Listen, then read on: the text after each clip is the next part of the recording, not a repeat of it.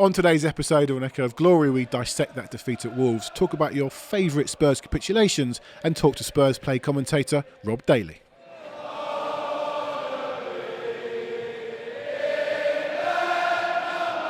Welcome to another episode of An Echo of Glory. Joining me, as always, Gary Diamond. Good afternoon. Good afternoon. And Jake Robson. Good morning. Why? I mean, we're all in this morning somewhere. They go running for their watches. Yeah, I know, but made you both. Why have you got to start already? Because we're already. Gary, so welcome back from Molineux. Thank you. Yeah, good weekend. What happened there? And I suspect, Jay, welcome back. Welcome back from Marbella. Another weekend in Marbella, or were you around? Last week I was around. Yeah. Around. Okay. I watched the game on the telly.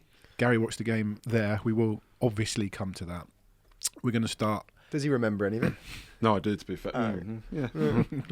We'll start as we always do. Champagne on the train up, was it? Champagne on the train. Do you know what? It actually felt a little bit like, when you go to the airport, it doesn't matter what time you get there, you're going to have breakfast and a beer. So we were at Euston, and I think it was about 8:15 with breakfast and a beer, and I was like, I did feel like I was going on holiday, but alas, it was just the train up to Wolverhampton. But a lovely way to start the day. They continued all right as well. What's for breakfast?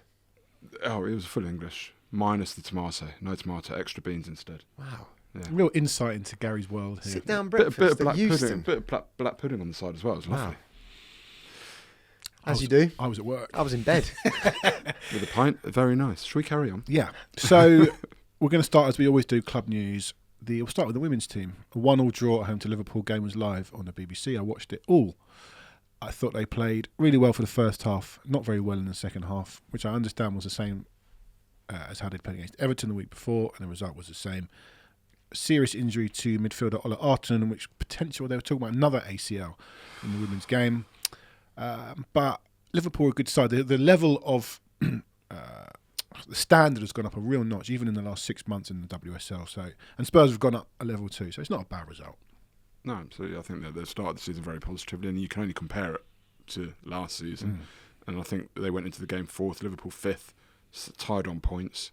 So 1-1 draw is probably where it's at. The two teams were. It looked like you played that game 10 times, and you're either going to get 10 draws or 5 wins. And for the one and 5 for the other, they really were even sides.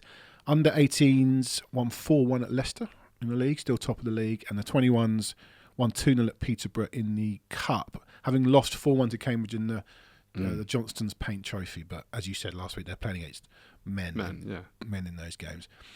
It really was men versus boys. The radio guy loves the cliches. So I noticed in that game that Phillips didn't play.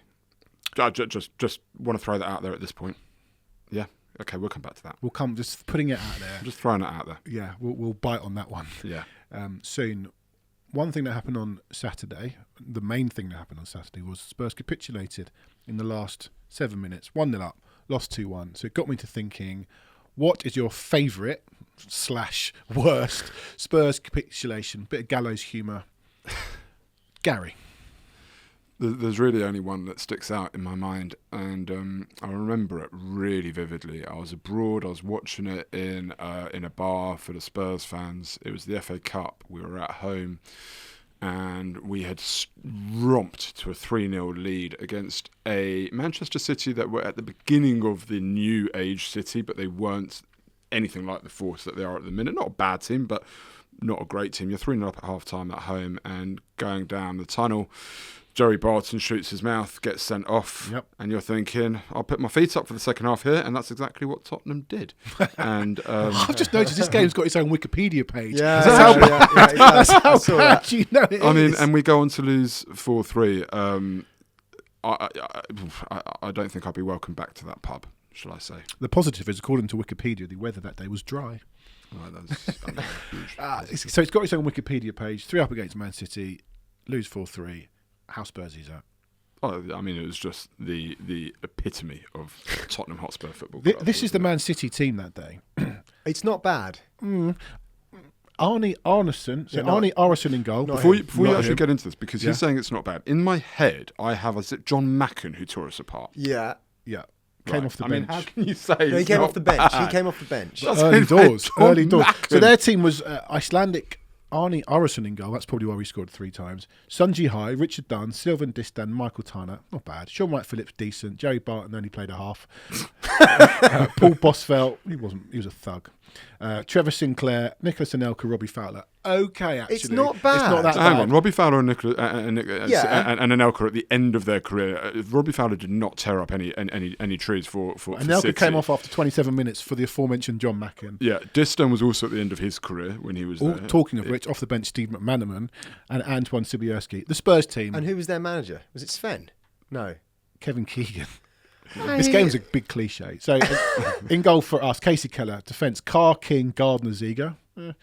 Davies, Dean Richards apparently playing central midfield. There's your problem. Michael Brown, Dalmat.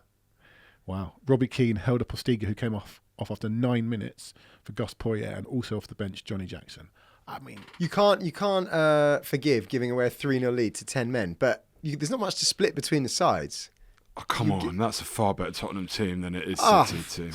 got a picture of it here on our screens. I'm going to say it just once today. Watch us on YouTube. If you're watching us on Spotify, listening on Spotify, open up your screen and you can watch the show. Right, who's the guy on the left? It's Johnny Jackson. That's Johnny Jackson. Robbie Keane on the right. Yeah. I mean, the City end's not even full. Some of them probably left at half time and they were 3-0 down. Full of bellies. Well, this was before this was before they discovered they had fans again. No, actually, that's disingenuous because City are a proper club, and when they're in Division 2, they still got 40,000 at Main Road. So that's a bit disingenuous. So that's John Macken. McManaman's on the pitch at this point. So that'll be John Macken's winning goal. Sunji Hai, can't believe it. The bloke behind him actually looks a bit like me. I wasn't in the City end. Okay, so that's Gary's capitulation. Jake? It doesn't get worse. What year was that? 04. 04, yeah. Mine was one from an FA Cup match when I remember watching it on a Sunday at home. I think it must have been the third round. Early doors. We're 2-0 up against Leicester. Leicester, who are in the Championship, or I don't even know what it was called, the league below us, whatever. So we're 2-0 up to them. And somehow we conspire to lose 3-2. 90th minute. Their striker has an absolute world. He's bullying the two centre-backs. I think it was Anthony Gardner was one, maybe Michael Dawson. He just had an absolute day out, and they managed to escape with a 3-2 victory. God, yeah. FA Cup. I think it must have been. I think it was 2000. It was the 05-06 season. It was January 06. There you go. We went 2 up through Jennis and Stalteri. Yeah, good team actually. They scored through Elvis Hammond, Stephen Hughes, and Mark De Vries. We had, you say good team, we had Gregor Raziak up front. We did, but it's a cup game against a team in the division below us. We had Robbie Keane, Carrick, Genus, Lennon, Dawson, Gardner, Robinson. Yeah. I can't remember any of their 11. I'm looking at the names. I don't know any of them. Do you, Johnny? Oh, Richard Stearman played still it playing. late. Yeah, okay. Not really. Joey Johnson, Stephen Hughes. Yeah, Joey Johnson. That's about it, really. Come on. Yeah, that was a capitulation and a half. And we didn't. Yeah, I mean. Do you know, we were speaking about that before we came on, and you mentioned that this was your game. I have no recollection of this game at all. It came back to me when Jake mentioned it off air that it was on telly on a Sunday afternoon. Yeah. Cup game.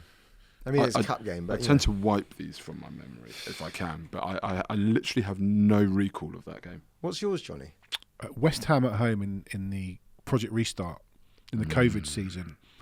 And I did put this out on Twitter, and we'll come to a few tweets that people have sent in.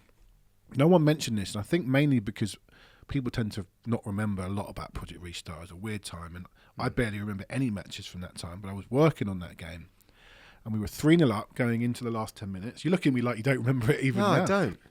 You mean the bit that to make Behind up the rest closed of the season? No, this was 3-0 up and West Ham came back to 3-0. No, but he means which season? No, but the bit that finished off the season I think it was the following season. Right, okay. That was behind closed doors. Ah! When dropped. we were top of the league. It's we were dropped. top of the league. Who scored the winner?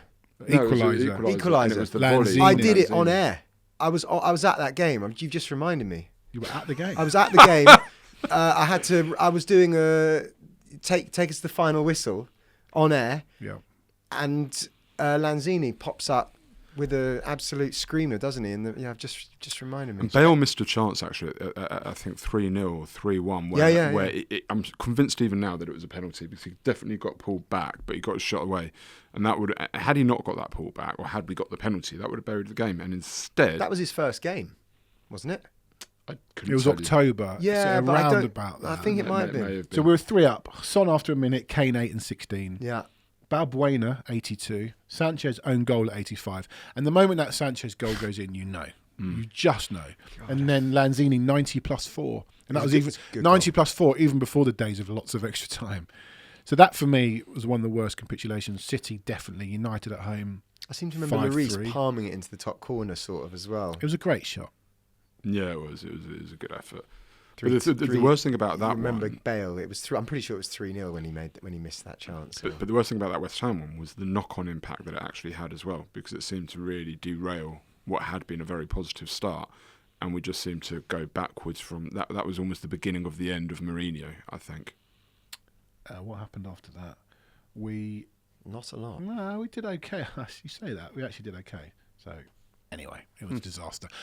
It's that game I remember I was working on that game. I was at work and I went to the loo at 3-2. And similarly to Saturday, when I was not at my desk at that point, I heard laughter. Uh-oh. And when I'm at work and there's laughter, it happened to the Liverpool, when Richarlison equalised and we lost 4-3. I know when there's laughter, someone's not told a good joke. Spurs have let in a stupid goal. And I came back to my seat like I did on Saturday. We lost. Lanzini had equalised. Jota had scored. I think it was Jota against Liverpool. Anyway, so we put this out on Twitter and asked for people's responses. I'll put a few tweets up on our screen. Southview Coys losing to Man City in the FA Cup after being 3-0. This is a common theme. Matt Fogarty on Twitter, got to be that game at home against City, 3-0 up at half time. They were down to 10 and they won 5-3. Have I imagined any of that? No, Matt. You've got your defeat. Different Manchester There's team. been so many, but you've managed to merge the two, which I think is quite nice.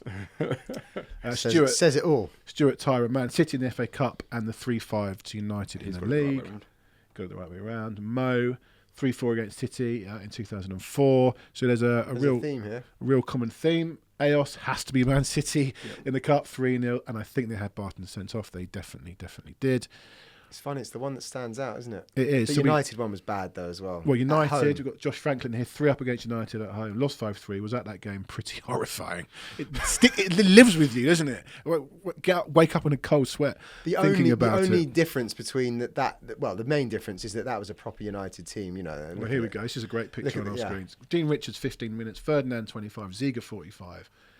United, Cole Blanc, Laurent Blanc, Van Nistelrooy, Veron, Beckham. And the thing is with this was a Tottenham era when you're 3-0 up at half time, but Andy Cole scores 1 minute after half time, and everybody knew what was coming.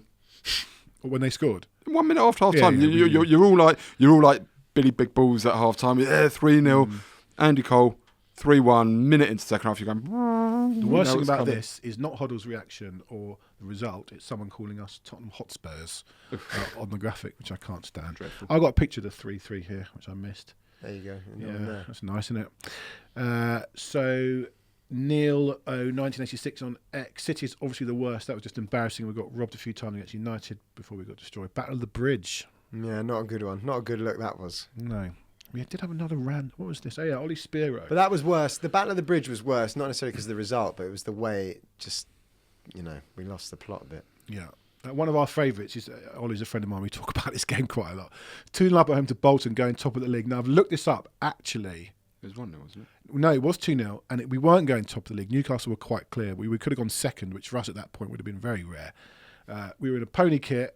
Probably Pony the maker and the look. Ian Walker, Chris Armstrong, that era. So Naeem is in the crowd.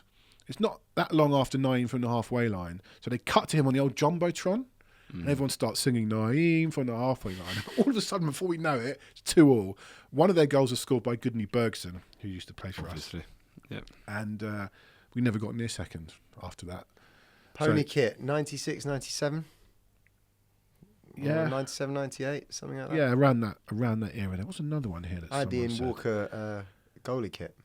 said. Bright green. Yeah. I had it. Did you get your hand to every penalty but not save any like Ian Walker?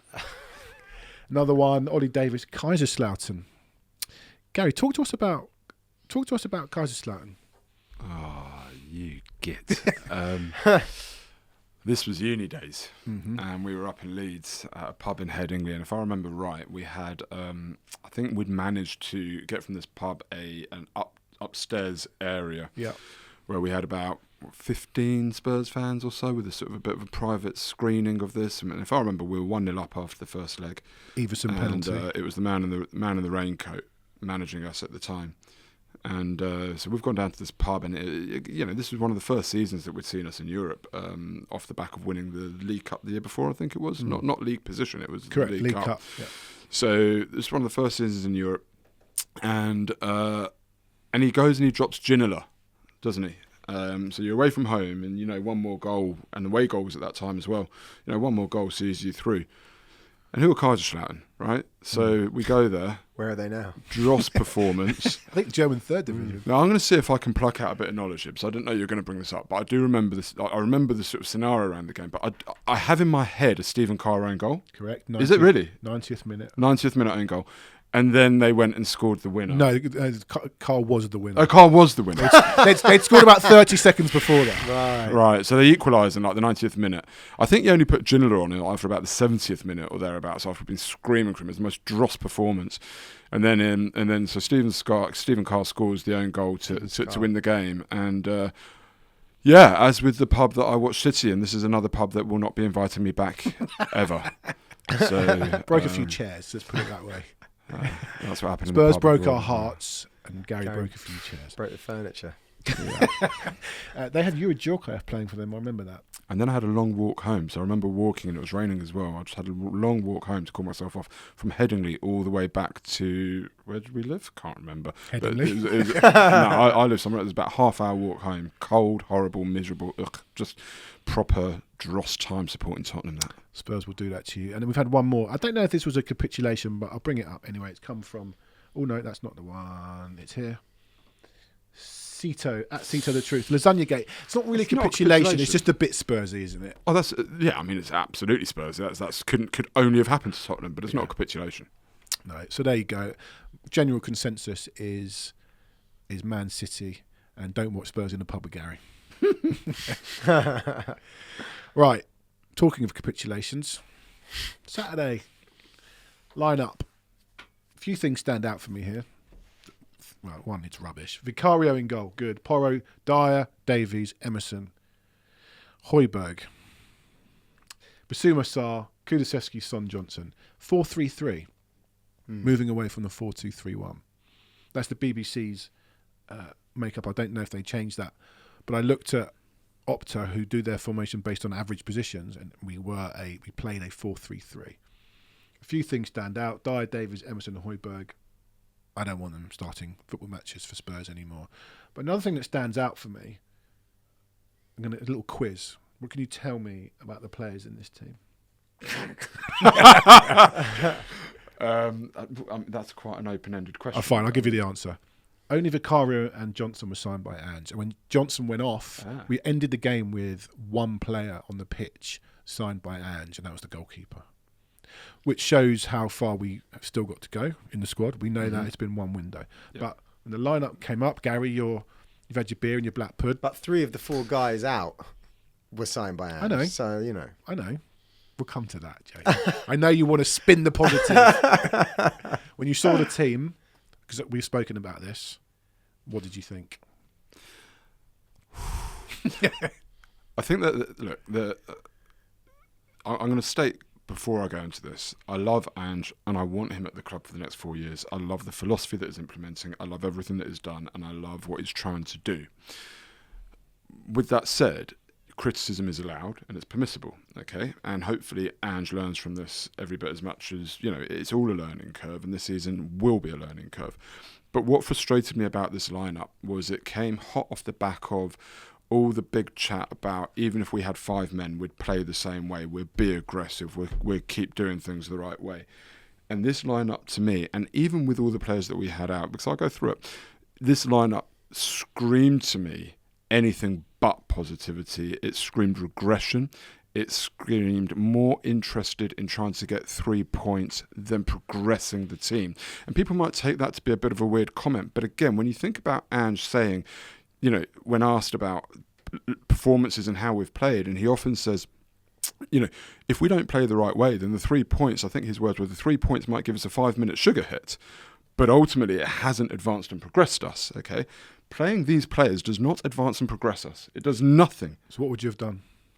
Just playing this team does not advance and progress us. We don't learn anything apart from what we already knew, which is that a number of these players aren't right and correct for Tottenham. And you have options. Even with all the injuries that we've got, you've got options. And I get that playing an 18-year-old raw centre-back is a bit of a Hail Mary. But we kind of know what's going to happen when you play a number of these players at the back there. And if one or two of them are going to make a mistake that's going to cost us a goal, let that be the 18-year-old and let him learn from it. You'd be happy for him to play Ash Phillips. Ashley Phillips, as soon as Davies is fit, and Ash Phillips is predominantly right-footed, there is a very good reason to put Ash Phillips in the team, right? Big commanding presence, a lot of pace, right? And let him learn. And we may lose the game, but let him learn, and at least we can come out of it saying Ash Phillips is a step further down the line in his progression. And as for Højbjerg, and I don't want to make this about Dyer and Højbjerg, because I very easily could. Both of them were culprits for the goals that we conceded. But when as for Højbjerg, you've got here a guy who clearly wanted to leave in the summer. Even if you put aside his footballing ability and his suitability for the style of football, he clearly wanted to leave in the summer. And there's been a lot of sort of images of him at the periphery of celebrations, clearly not involved, not feeling a part of it. And you've got on the bench a guy like Lo Celso, who, whether he's good enough or not, this is a guy that would have started in a World Cup winning team, but for injury, ahead of McAllister, who Liverpool bought. Right. What I will say about Højbjerg, though, Gaz, when you say that, when he's come on in games, fine. He's been when he's come on excellent. in games, he's done model all right. Professional. He's done all right. Coming on in games that perhaps we've been leading or whatever, and he's helped close them down.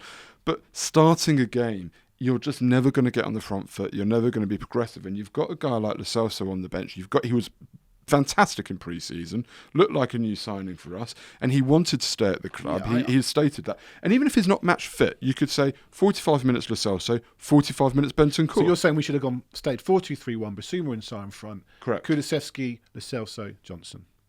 Correct. And Son up front. And then changed Lo Celso if he got tired, and bring on Bentancur. For me, I'm not a fan of Lo Celso. I think you are, Jake, more so than me. But I do think he's the most like-for-like player, swap for Maddison. Yeah, I agree. But I actually thought, I saw it as 4-3-3 and thought it was like an error and they hadn't quite updated it properly. I just assumed it would be what we had gone with, 4-2-3-1, which would have been Sarr as the 10, as it were. Sarr as a 10? Well, of those three, I mean... Oh, I see, of those three. Basuma's played there for Mali, and yeah, Højbjerg's but played he's there been for so Denmark. good as our 6 that I just didn't see him changing that. Yeah. I kind of agree. I would have liked to have seen Lo Celso play, but I understood why Højbjerg was going to play, because he came off the bench and played very well against Chelsea. Actually, he's come off the bench and played well in the yeah, but obviously Chelsea was the last game, and actually, if you're looking at it, I didn't see, when I first saw the lineup, I didn't see him as the Maddison replacement. I almost saw Sarr as that was how he was going to go. So if you're going to do it that way, there was no way Højbjerg was coming to play as the 10, was he? So the way I saw it, and actually now as it's panned out, we've basically got 3 6s there, which is not great.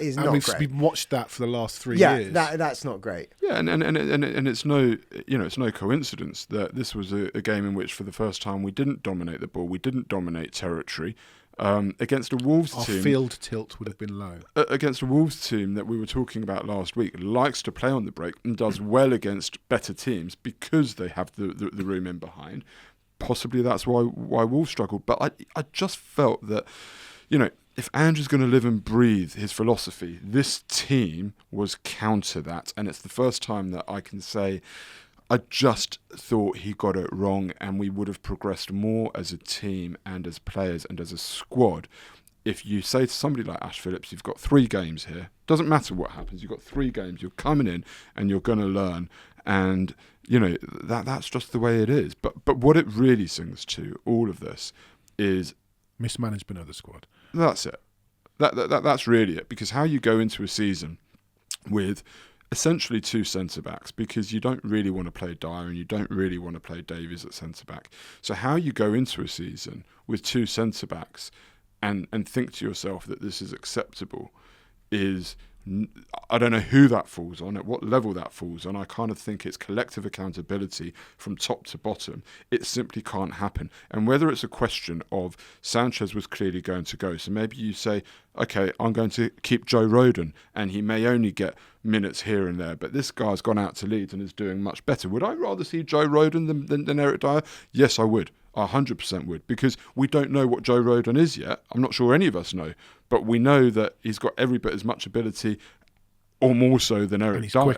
And he's quicker, right? So, is mismanagement of the squad. But do we know he's got every bit as much ability as Eric Dyer, though? Well, even if he doesn't, so what? So what? The one thing, Eric Dyer's main attribute, I would argue, as a defender, is how good he is on the ball and his passing. I disagree. He's very good on the ball and his passing. His short range, his sort of medium range passing. Do you know how the equaliser came about? I do. What happened? Yeah, but look, players do make mistakes. Yeah, but also... Sorry, excuse me. This is one of the most... I don't want to have a Dyer pile-on or a Højbjerg pile-on. So they've been great servants to the club, and I appreciate what they've done. But they're not right for this team. They're not right for this squad, and they should have been out. I think we all agree with that. Okay? So this isn't a Dyer pile-on, but tell me about how this goal came back. Because you talk about players can make mistakes. This is one of the experienced heads in the team. And this is what bothers me. Him and Højbjerg here are two of the most experienced heads in the team. Yeah, that short free kick for the goal. Hang on. He looks up, Dyer is on the ball, he's getting closed down, he looks up, he doesn't see much in front of him, but he tries to play a pass down the line which goes straight out. You're an experienced head, you can't see a pass, you're going into injury time, boot it long into the corner, right territory. And then Højbjerg, for the first time in the game, thinks to himself, I'm going to play quickly now. But they're all doing that. Vicario was doing that. That's the thing. That's the Ange ball. That's the Ange ball.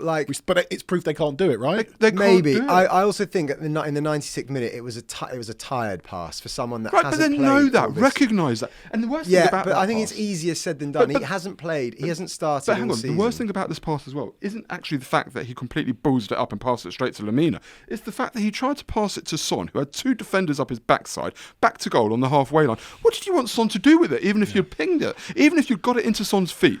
Son is not the best with his back to goal. It's not where he wants the ball. You're playing the guy into trouble. Yeah. Just calm it down, slow it down, accept the point. I think if you take into account Romero and Van de Ven have started and they played probably every minute of every game far this season. Yes. I think you could make a case, and I don't think it's that wild a theory. I think anyone who came in having not played any minutes, by the way, this season at all for us, you drop him into a Premier League game, by the 96th minute, I think anybody who hasn't played a single minute of football this season could make that mistake. So let me ask you something. Regardless of whether you're, if we'd signed say we'd signed Tapsoba, he could have made that mistake. A tired ball after 96 minutes. Hang on. If we had signed a centre-back that, even if he wasn't a first-choice centre-back ahead of either Van de Ven or Romero, it's very possible that actually, he would have come in for 15 minutes at the end to get minutes, to get experience and be involved would have been signed because he can play the system. Udogie may not have played against Chelsea because he was clearly injured, and you may have been able to move Van de Ven out to left-back and get this centre-back in, right? The reality is they've played every minute, those centre-backs, because there hasn't been an option otherwise. There hasn't been. Van de Ven to come in at the age of 22 and play every minute so far this season is frankly a disgrace and an indictment of the team. And the injury that he's got in the end is probably a culmination of lack of mismanagement of that squad. It's there's been so much positivity around Tottenham, and we should retain that because there is still a lot of positivity about what we're doing. But we have said from the very beginning of the season, if we get a couple of injuries, we are buggered here, and we did have options. A Joe Rodon, I would personally much rather have seen. Or you keep Sanchez if you can't land. You can't let one go. Exactly, and then you can't. Do you think we're suffering? We've talked about how great it is not to have European football. Actually, maybe now we're suffering because of that, because these guys haven't had any minutes. Maybe, and I think that that was part of the problem with those two guys. I just think that I agree with you, and I agree with you. We said it all along. If anything happens, but I think it's slightly changed, because I think we've said all along, if anything happens to either Romero or Van de Ven, we're in trouble. And actually, I think we could probably have got away with it if something had happened to one of them. Yeah. And actually, you put in a Davies or a Dyer next to one of them, I think you can mask it. It's to lose both of them, and Udogie at the same time. And Maddison. Yeah, well, obviously Maddison. Of course it was. And I think in the end, I actually think if you look at the game as a whole, we actually missed Maddison more than we missed any of the three defenders. You know, Wolves are okay going forward. Finishing wise, they're not that good, and we saw that. They created chances, they couldn't finish them. Our biggest problem was actually going forward, the creativity, and I just thought, but that comes because you've got 3 6s, as we've discussed. Absolutely, absolutely. I saw that team, and I thought to myself, I don't know how our forward 3 are going to get the ball here, and they didn't. And I just want to throw in here as well that. But this is what I do agree with you to an extent. But also, if we win that game 1-0 or 2-1, very close to this. It's a different outlet. It is a different outlet. And we're saying, what we're saying? Oh, we got away with one there. Well, that's exactly what I'd be saying, because I saw this team. Yeah. And I said, as soon as I saw this team, this isn't going to go well. And if we had got away with a 1-0 win, I still would have been sat here, and I'm pleased you came on to this, because I did want to say, people might say, retrospectively, it's very easy to lay into it, and very easy to lay into Ange and say he got it wrong. Before the game kicked off, I was saying this is not the team that I wanted to see. I mean, we're on the group messages throughout the week. In no team did I have Højbjerg and Dyer. It was Phillips plus Bentancur or Lo Celso or whatever it was. I agree with you about desperate to find ways. And if we had one, all it would have been that 5-minute sugar hit that Ange spoke about, but it would have been counter to everything that he preaches, and it would have been almost hypocritical on his part, and I still would have been sat here saying that. I'll put my hand on my heart, that is the truth, because this is not a team that is aggressive, progressive, on the front foot, and not a team that we're going to learn anything from that we didn't already know. Well, it's going to be interesting to see who plays in the next game. I mean, if Udogie's back, then you wonder which of those 3 basically will not play. I just think with Phillips, listen, if Ange thought he was ready, Ange would have played him. Phillips, at the beginning of the season, people were saying he's next in line. The rumours were he's next in line ahead of Dyer. Yeah, but based on what? I mean, he's played in the Championship. You mentioned men against boys. He's played in those Johnston's Paint Trophy. To bring him into a Premier League game is different. But fans of clubs all over want this a lot. They're young, give the young guy a chance. But the managers are always very reluctant to do it. But listen, Ange has the credit in the bank. Yeah. Okay, he has the credit in the bank. We're in a fantastic position. We are not going to win the league. We know this. If we achieve top 4, it would be a huge achievement. It would be a phenomenal achievement in his first season. And even if we get beat against Wolves, Villa and City, okay, we're still going to be there or thereabouts for top 4, and we can still look forwards to January and sign a couple of players and really finish the season strong and push for that top 4. So it's got the credit in the bank. Now, as a fan, I would rather watch Ashley Phillips making mistakes and learning and developing than knowing the inevitable mistakes that are going to come from the players that we know that are going to make them. Chucking an 18-year-old into a Premier League game at centre-back is a big call. But would you agree with... I think I agree with Gary. No, I do. But I also think the biggest problem with it in this game was if you slot him in along with the 3 who have already been playing, then I think the manager can justify it more. With this defence, this defence has never played before. This game is potentially a big problem for us. Does he throw in the 18-year-old who gets skinned, and then everyone says, well, you've just chucked him into a defence involving Dyer, Davis, Emerson Royal, never played together. It's different to chuck him into Porro, Udogie alongside Van der Ven, and then you're going, well, show us what you can do. You've got it all. I see that. But this is a Postecoglou. This was a bit of a damage limitation. But this is a Postecoglou who said to the likes of Van der Ven and Udogie, and I think both of them have come out and said this. You're young guys. It doesn't matter what happens. This was at the beginning. It doesn't matter what happens. Just go out there and get experience. Okay, so he's not averse to throwing these guys in, and I get that it's a big call to put an 18-year-old in, but I remember Ledley King making his debut at Anfield at left back at the age of I think about 18, right? So it happens, and these are the makings of a player. Nobody's going to look at Ash Phillips and assess him off the back of what happens against Wolves, Villa next week or the week after, and then possibly City. Nobody is going to judge Ash Phillips. It's not like he's picking Ash Phillips over Joe Rodon, and we'd go, or Sanchez. We'd go, what are you doing? Play Rodon or Sanchez. Davis isn't a centre half. And yet he wasn't even the problem. No, he wasn't. He never really is. I reckon that I've said this a couple of weeks ago. In Ange's formation, I actually think Davis is a better centre half than a left back because he's not as good on the ball. And he doesn't get forward and back. He hasn't got the pace to play. I don't think left back in an Ange. But then even then, right? This is the point. Once Davies is fit, play him at left back, right? No, play him left back or left centre back or whatever. You've got options, but you've taken that pace out of the central defence. And Ash Phillips has pace in abundance, right? He does. I just I've thought never it seen was. him play, so I don't know anything about Ash Phillips. I just thought is he it good was, on the ball? Yeah, listen, I don't know. haven't seen much of him, but from what I hear and read about him, he's very composed on the ball, good with both feet, he's got a lot of pace. Yeah, but, you know, ultimately, it doesn't matter if he's absolutely terrible. It doesn't matter if he's never going to make it. I guess the manager...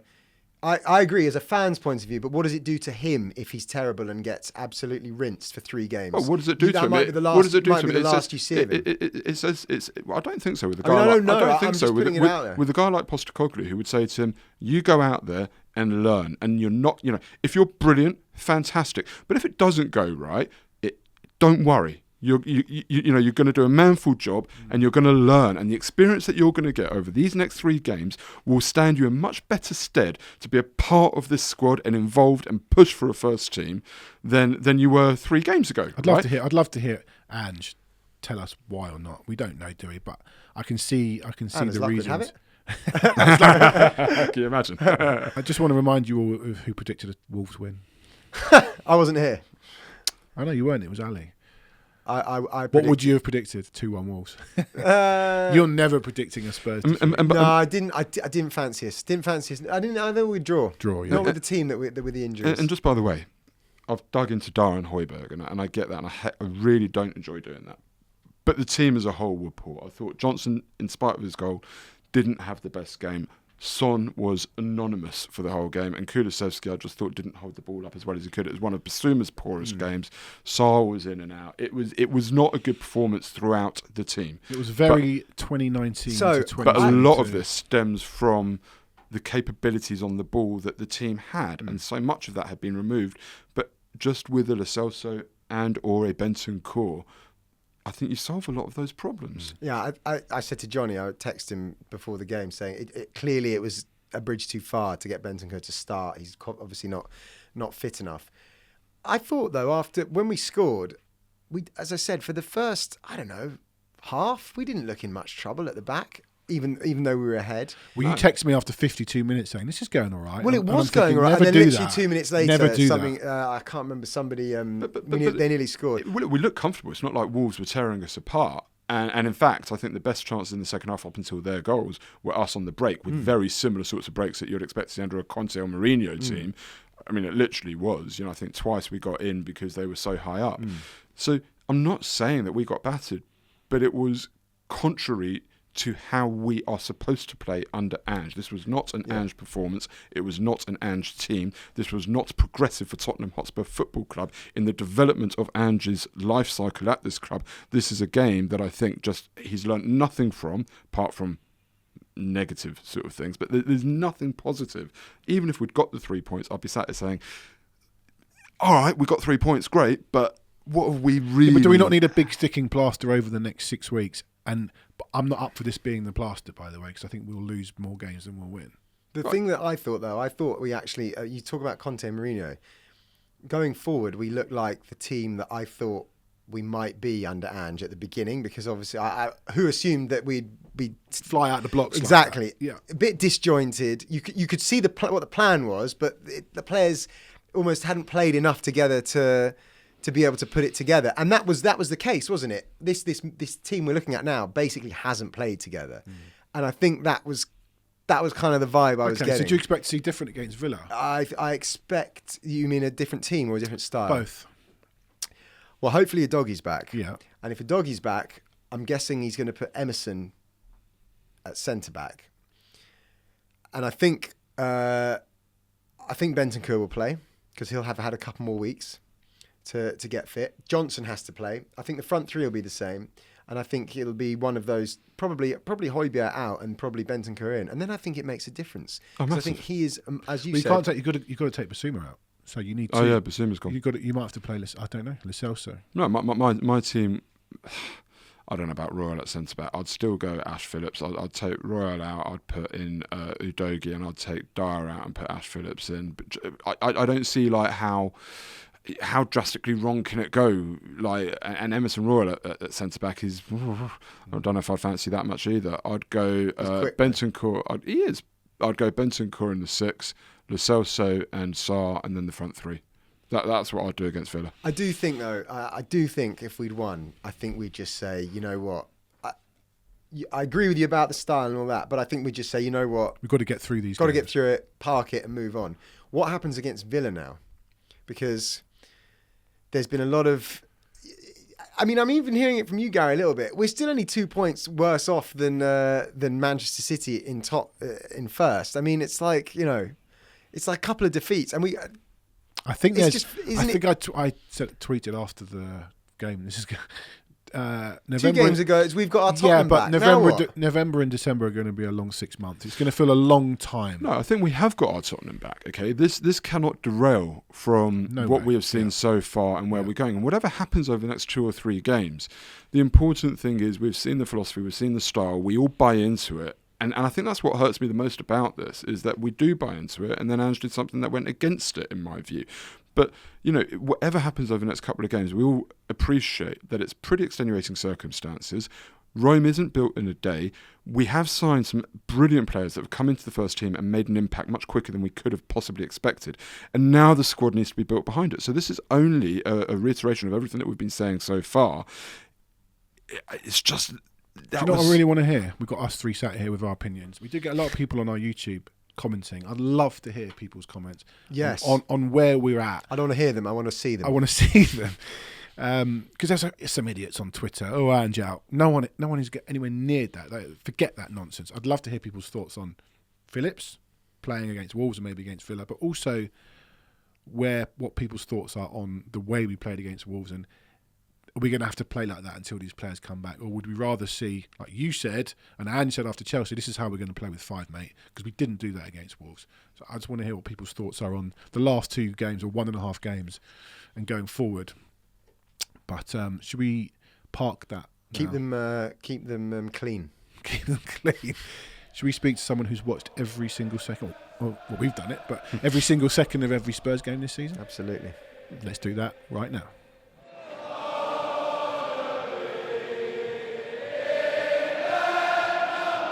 Delighted to be joined by SPURSPLAY commentator Rob Daly. Rob, thanks so much for joining us. No problem, Johnny. How you doing? All good, thank you. We'll come to Saturday and the season shortly, but I just wanted to start with what it's like being you, Rob, having the best seat in the house at the Tottenham Hotspur Stadium. You've been around the club since 2018, access to the managers, the players, just a little bit of an insight into what it's like. Yeah, it's pretty good. I really can't complain. My seat is like bang on the halfway line in the best stadium in the world. Yeah. Get to work with lovely people. I love chatting to the players and the manager. They're a great bunch. I really do believe that.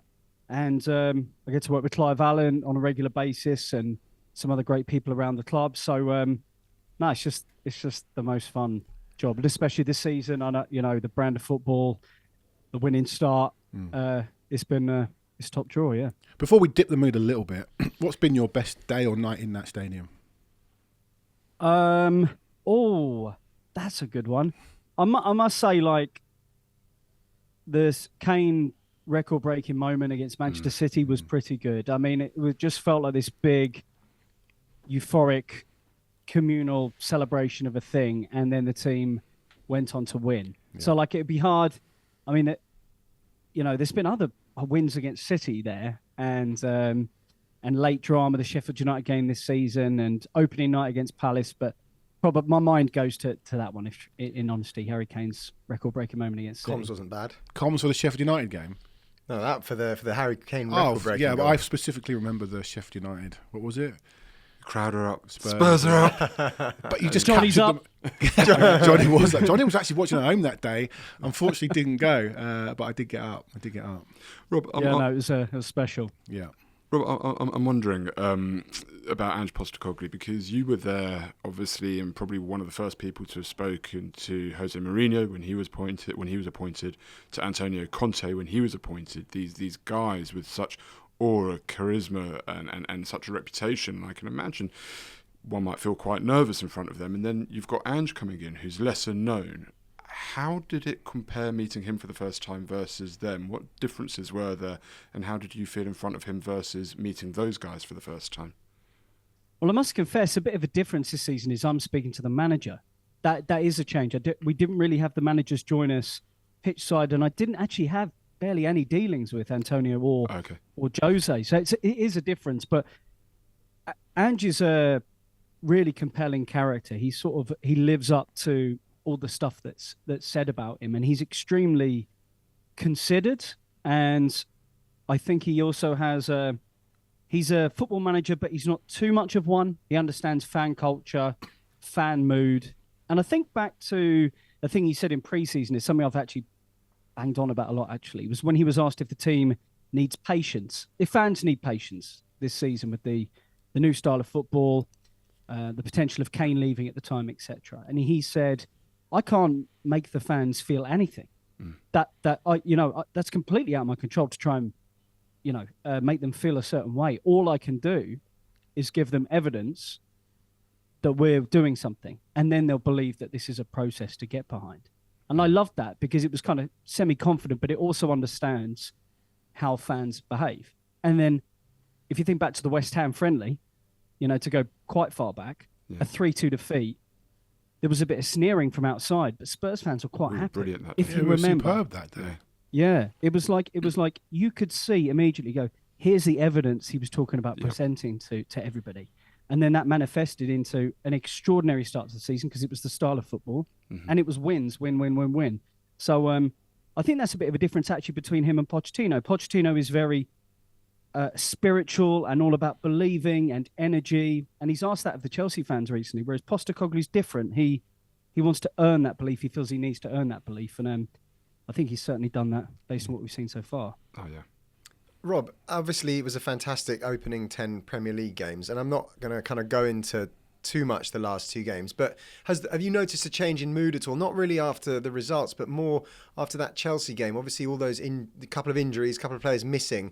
You just wonder, did the mood that you've kind of sensed change on that at all? It was interesting because I went into the training ground. We film a show on in the week now, like a preview show for the weekend called Inside Spurs, and we had Dejan Kulusevski come in to the studio, and the mood has been there's no getting away from it. The mood has been extremely positive, and I'm sure there's a load of component parts that have made up that mood change.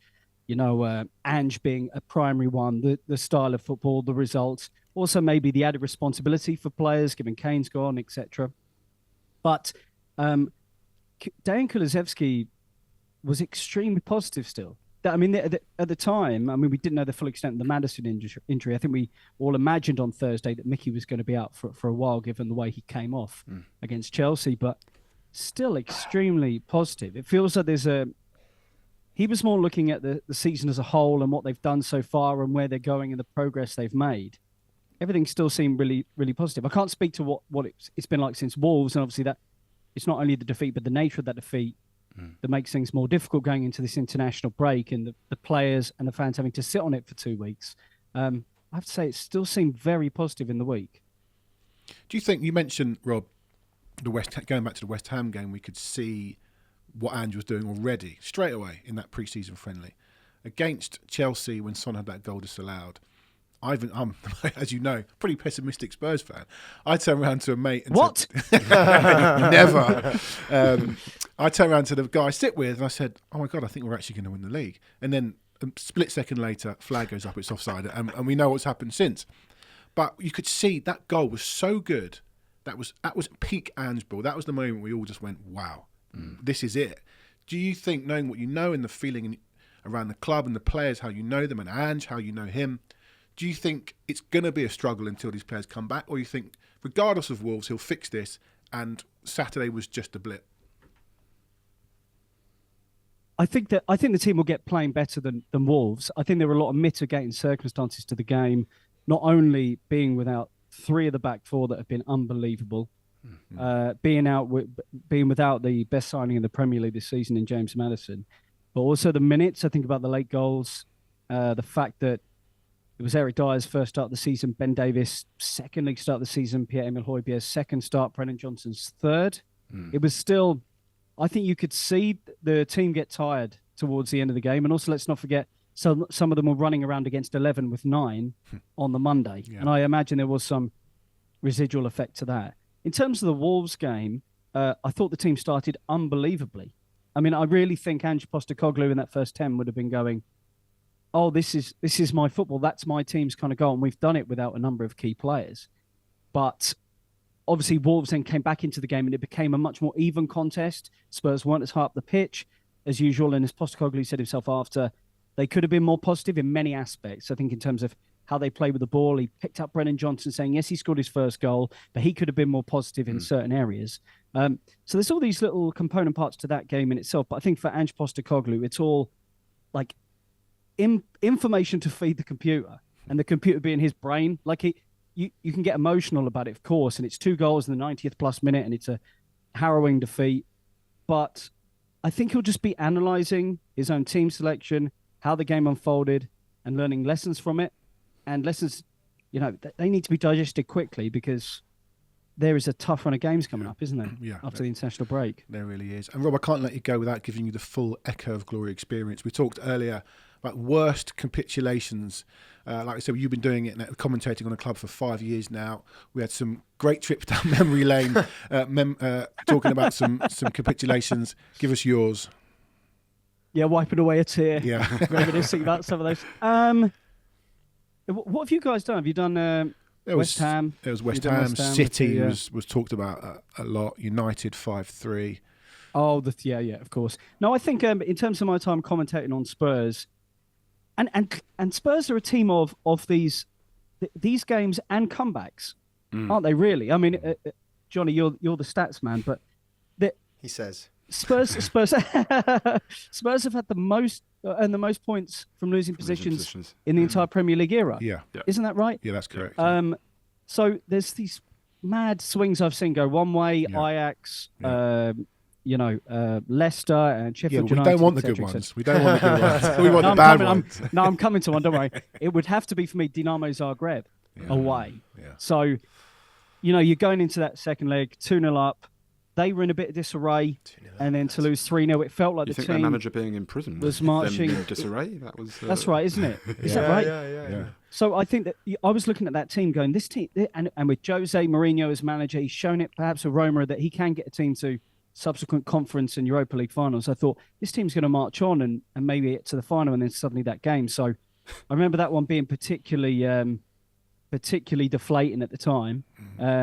So yeah, I probably have to, because I don't remember Dinamo Zagreb being all that, and then they suddenly showed up one night. Well, Orsic woke up, Croatia. has done absolutely nothing since, like the best half an hour of his career. I remember thinking, I'll have it on in the background. We might win 1-0, might draw 0-0, it'll be fine. And all of a sudden, like later on, I'm like, what's going on? What's happened? Going on? So did I. I was sort of thinking, right, who could they get in the quarters? We're doing that kind of thing already. Yeah. But and Rob, then, and got undone. But we go into an international break. We're obviously all a bit deflated at the minute. A lot of the show is about these sorts of things. But send us out on a high.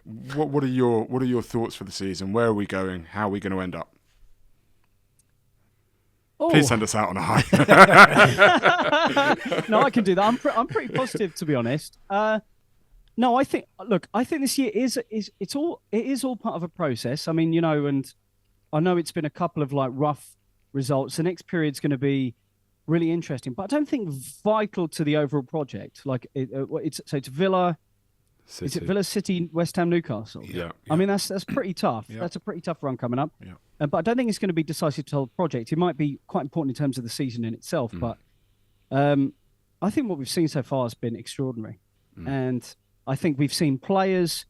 It's not just about new signings for me. It's also about the rebirth of other players. I think of someone like Yves Bissouma, who was so peripheral, admittedly injured last season, but came back this season and just looked like at one point the best midfielder, for a month or so in the whole Premier League. The fact that Son has found a new position and found new life, and he's looking absolutely deadly, stepping up for Harry Kane. The fact the team is so young, and really, you'd want to see the team have a proper crack at the FA Cup. Yeah. Obviously, I think we've all seen that the cup exits of last year, I think for the Spurs fan base in particular, were so brutal.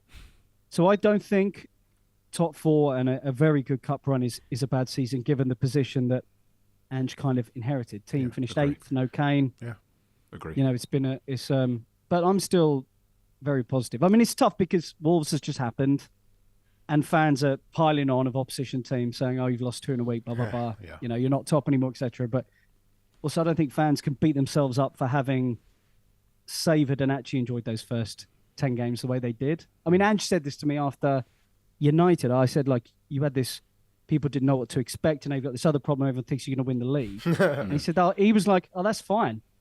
They can think that if they want. I really don't mind. I'm not going to burst anyone's bubble. And yeah, it's just the start. He's had 12 Premier League games in charge. I'm excited to see what else is to come. Yeah, good. Agree. Good positive. Happy with that? Yeah, until we get City away in the third round draw of the FA Oh, no, they're going to win the league, actually. They're going to win the league. I told you. I said that against Chelsea. But I think anybody would agree, right? A top 4 finish in this season would probably be ahead of schedule.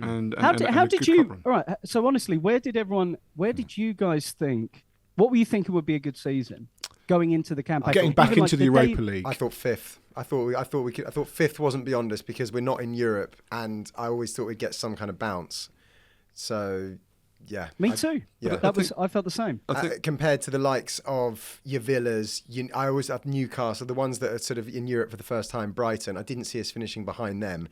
I didn't see us finishing top 4. But I think you also have to contextualise it in the context of what we were discussing in the summer. And what we were discussing a lot in the summer when we were building up to a managerial appointment was somebody coming in and building a project and being and implementing a philosophy and a style of football that we want.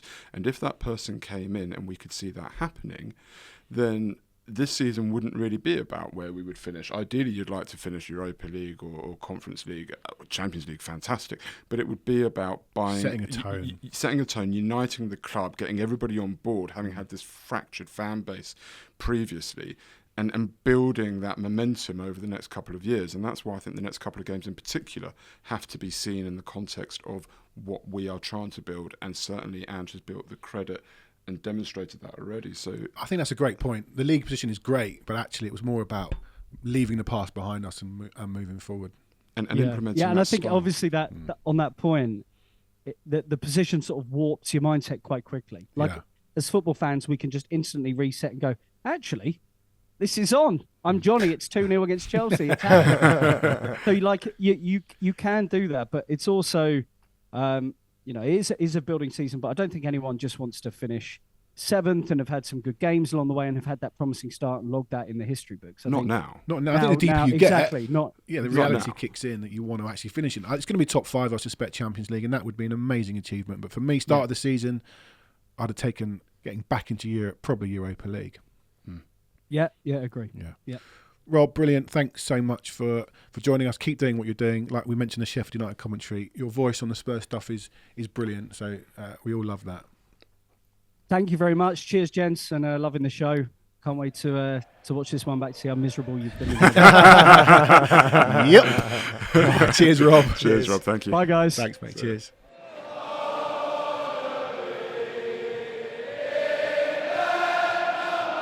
Lovely chat with Rob. A nice guy. A great guy. Great guy. Great commentator. And as we talked about the Sheffield United. Oh, I've still got it in my head right now. Those were happy times. They were, weren't they? Those first 10 games were so happy. And the first... Were they too happy? The first 20 minutes Are the first 10 games the problem? No. You put that Wolves game as the 5th game. No one cares. Yeah, but it wouldn't happen because it's a culmination of injuries and suspensions and the lack of squad depth that we all knew about. And I get that Ange was dealt a very tough hand, but I think he could have managed it better. Well, we're going to see, aren't we? Because what's he going to do? He's not got many back for Villa. Like we said, hopefully Udogie. So he comes back from international duty. Right. Well, let's talk about that. Well, Romero can't go away and get injured this time at least. So.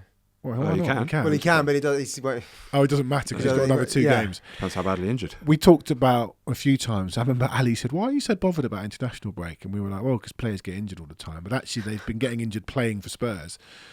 So maybe our players just shouldn't play any football. What do we think about Bentancur going? That's divided opinion. I think it's a good thing that Bentancur is going to Uruguay because he's barely played, and I understand the process that we need him back at the Spurs training ground to fit into Ange's system, whatever that's going to be. I think he needs to go and get minutes. Also, what's anyone supposed to do about it? If he gets called up by Uruguay, then it's up to him. Well, we kind of managed the Udogie situation when he pulled out injured, so we don't know this for Yeah, extent. but that's different because Bentancur is clearly unless Yeah, they were you going to see make up. You see players pulling out the whole time. Sometimes. I don't think you see it as much. Maybe you see it in England. You don't see it as much abroad. Look, these guys love playing for their there you go. countries. So I don't think anybody can really have any complaints about that. And if it's going to get him, what he needs is minutes at the end of the day. Of course, you don't want him to go away and get injured again, but how's he going to get match fit without playing matches? And actually, if he's doing it for someone else, maybe he'll be more fit to play for us when he comes back. I think it's a good thing, as long as he comes back safe and safe and well. Doesn't run away. Gaz? I wish he was staying. I don't want him going there, and I get the argument about minutes, but we've got Basuma out in the next game, and so thus does he not need to play some football? Yeah, but I mean, you can get a behind closed doors game. I don't know. Well, one thing, Bentancur, he actually said, Alistair Gold wrote it yesterday. I think he was a bit annoyed that Spurs extended his rehabilitation. He said he was ready to go earlier in October. So I think it's a little bit of a swipe saying, I'm going to go because I want to play football and you stopped me playing football. Well, no, but if it is, then I think, you'd like to think that the communication is there between the player and the medical staff, and the explanation is there as to why, and we get that you're keen, and I can believe the story because Postecoglou has said a number of times, he's come running onto the pitch, boss, can I play? And he's had to send him away. He's got to strengthen it. It's a serious injury, and if you come back too soon, then you're going to damage it, and I don't mind him having taken that much longer to strengthen, the tendon and get fit again. But in terms of him going to international duty,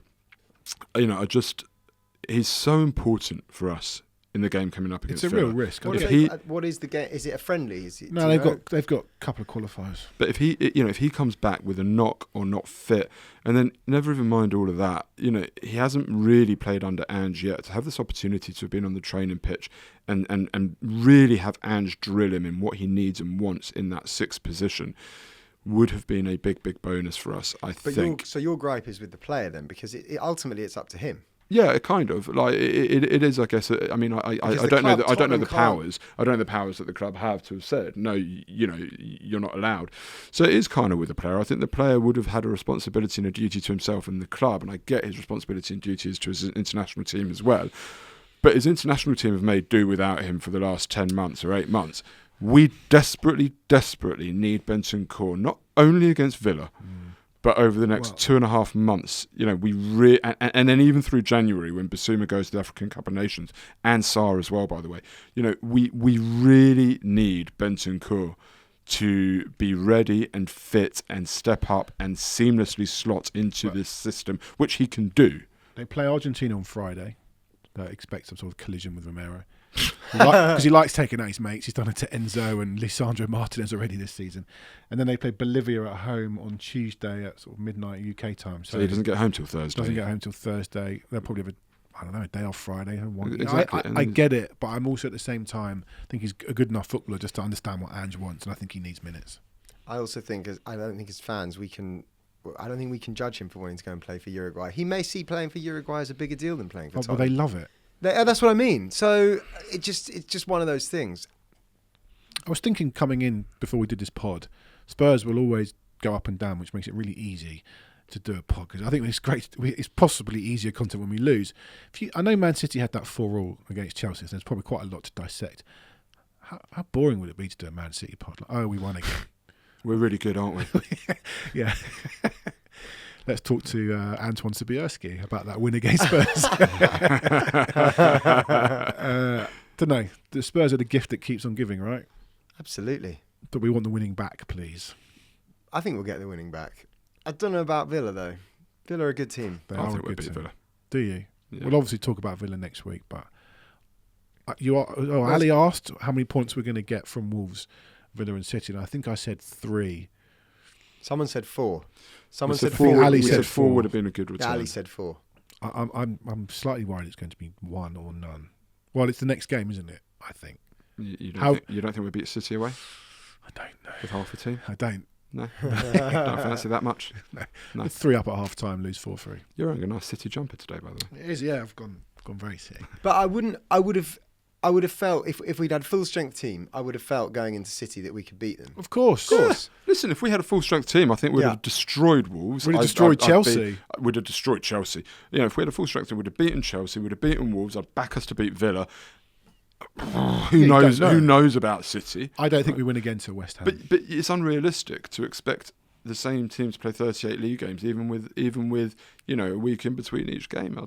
Unfortunately, we always knew that the lack of depth in the squad was going to come back to bite us. It has been highlighted even more dramatically in the context of injuries and suspensions, and that's very, very unfortunate, very Tottenham. And we are where we are. This is the thing that annoyed me, is that it's almost like people haven't actually taken that into consideration. It wasn't just we played badly, we got beat. You've got to take into account the chances of both the centre-backs being missing for the same game, that Maddison and Udogie, so 3 of the starting back 4 are out, and our number 10, and some of the stuff that I've seen of, the whole thing's falling apart. It was good while it lasted. It's just like, well, what are the chances of that happening as well? I get it if one or 2 players are out, but it does sort of really emphasise the need in January to go and get a centre-back, a third centre-back that we can really, really rely on. Maybe even 2. It does emphasise the need in January to get, with Bissouma going and Sarr going, a midfielder or a winger or a striker. We cannot take. We've only January. had one window. No, but I'm saying we cannot take January as a, we'll do a little bit, whatever. Well, you can't do a lot, though. I mean, how much January can you do? is difficult. I know we got Kulusevski and Bentancur out of Juventus, and that was great. It's very difficult to sign top players.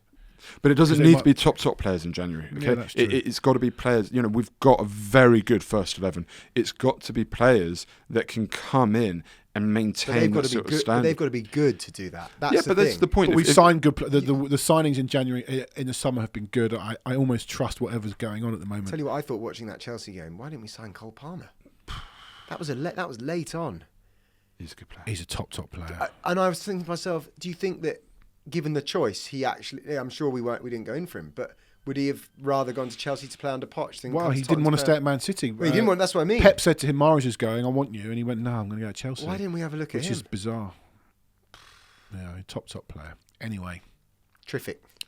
Bit of a downer this week. Debbie Downer. Tottenham will do that. Debbie Downer. Yeah. I don't want to know who that is. That's for the other pod. So, like I said, Spurs will do that to you. We were never going to go through this. We weren't going to become the Invincibles, were we? But we talked about it last week. The collateral is so big, and hopefully players will start to come back. And I include Bentancur in that. He's a player that is coming back. So when it's just like, only Udogie will be back. No, Bentancur will play against Villa. But we've got an international break now. Are you going to have a holiday, Jake, or are you sticking about? No, mate. I'll be working. You'll be working. Every day. Okay. So we'll be back next week. We'll find something to talk about. All right, gents. Thank you very much. Thank you. We'll see you next week. And up the Spurs.